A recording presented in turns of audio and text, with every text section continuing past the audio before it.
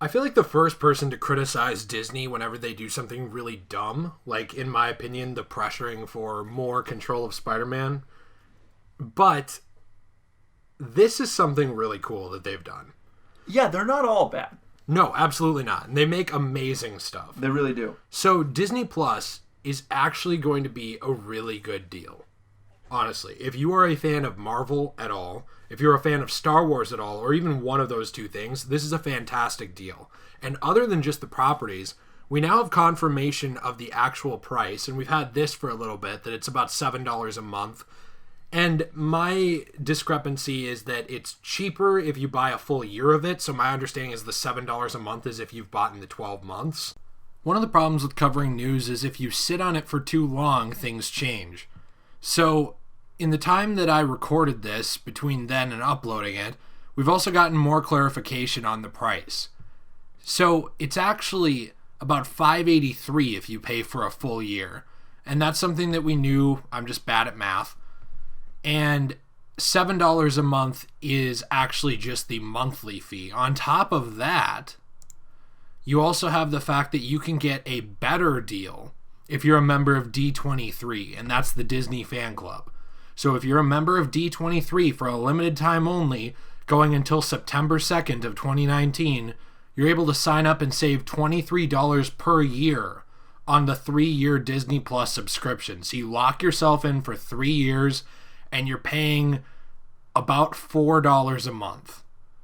It's crazy. That's less than any other subscription that we've seen out there right now. That's half the price of Spotify. That's a third the price of Netflix. It's a crazy low price, and the only question comes down to if you're willing to lock yourself in for that long, because if you are, this is an astoundingly low price for a subscription to something with premium show offerings like Disney Plus has. So you can end up paying a little more than that, but you also have access to 4 simultaneous streams. So 4 people in your house or whatever can be watching Disney Plus different shows at the same time if they want to. You could set up your kids in front of a Disney Plus TV. You could set up your older teenager in front of a Disney Plus TV watching something in Marvel, and you can go, watch something on your own, and no one cares. It's not as limited as Netflix. On top of that, it also has access to 4K just for the base price. So you can end up getting these 4 streams of 4K for $7 a month, whereas with Netflix, it's $16 a month for the premium subscription that allows 4K.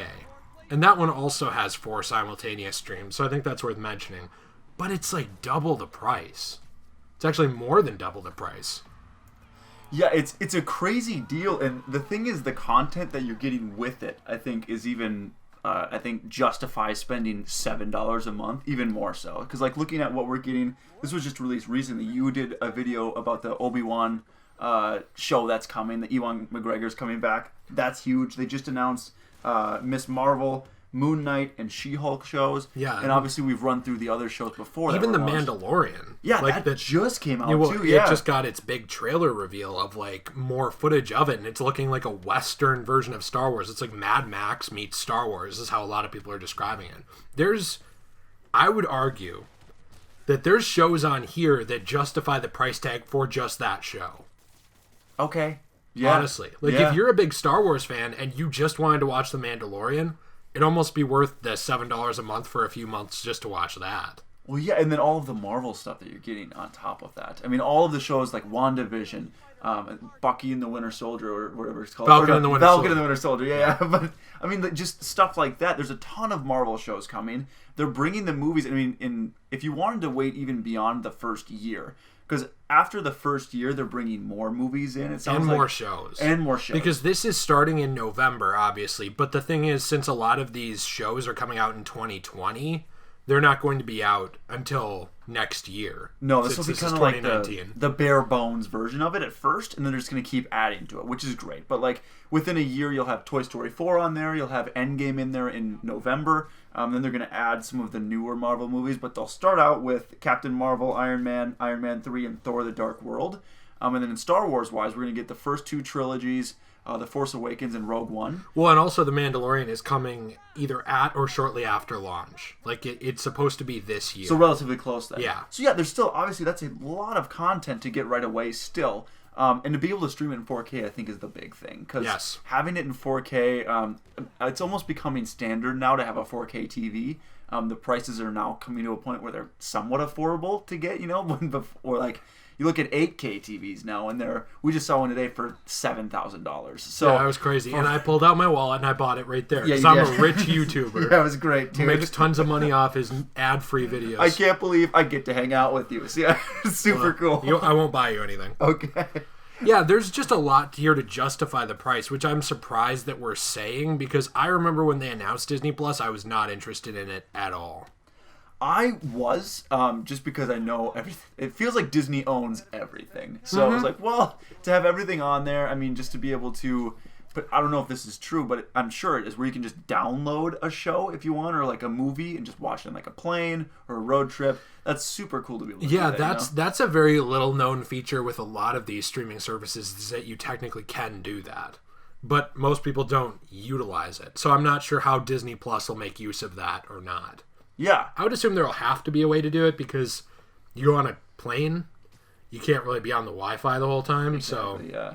There has to be some way to do that, but I'm not sure what it'll be. Yeah, but I mean, for the price that they are, obviously setting the price at, I feel like a really good value for everything that is going to be on the platform. It's so much high quality content that'll be in 4K.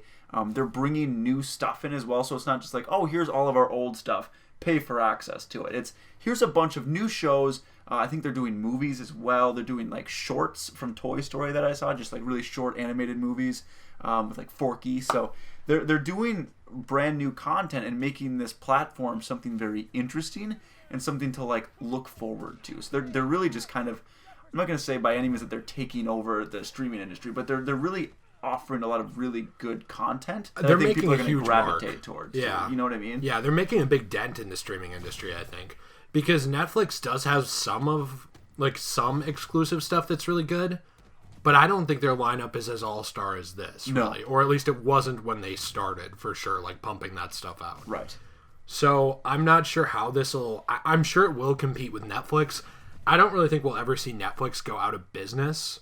No, Netflix, and I don't think this is by no means saying Netflix should be worried, because Netflix is great. I love Netflix, and they've been around for a long time, and I don't, like you said, I don't see them going anywhere. No, especially as long as they still keep even the stuff that's canceled that they're not making anymore, like Daredevil and Jessica Jones and stuff. As long as they keep that on there, they have a solid back catalog already, and then they have things going forward like Stranger Things that is not really ending anytime soon.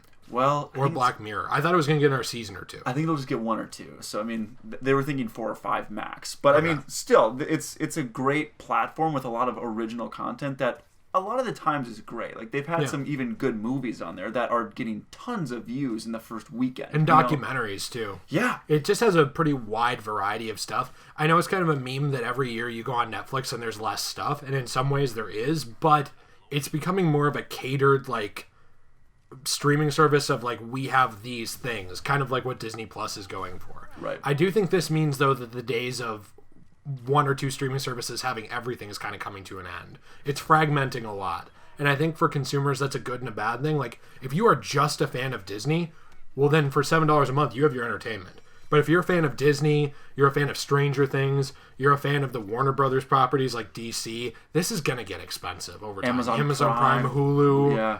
It's gonna add up a lot. I think eventually this is going to be more than cable. I was just gonna say, because I mean, you start to add all of these together. Say you get Hulu Live TV or something as well, so you can watch live events. That's $50 a month.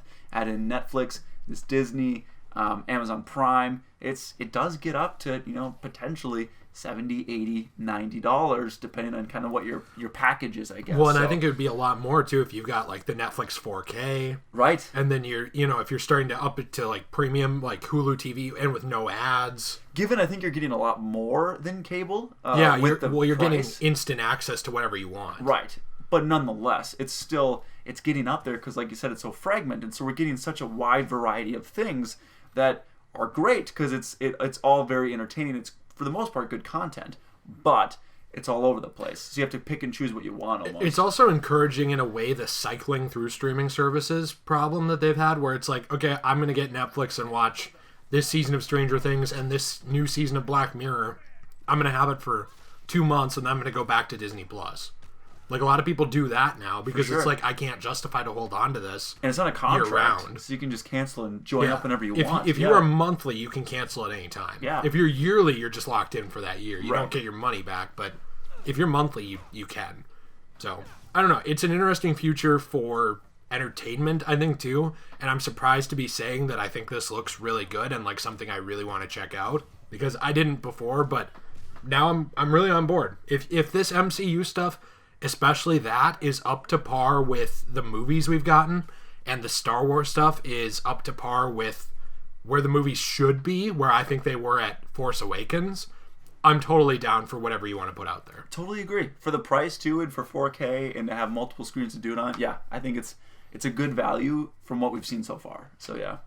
So anyway, guys, let us know in the comments down below what you think about Disney Plus. Are you excited for this streaming service? Are you getting tired of streaming services fragmenting? What's your opinion on the show lineup for this? Let us know, and we'll see you in the next one. Please like the video and subscribe for more content. Goodbye and good night.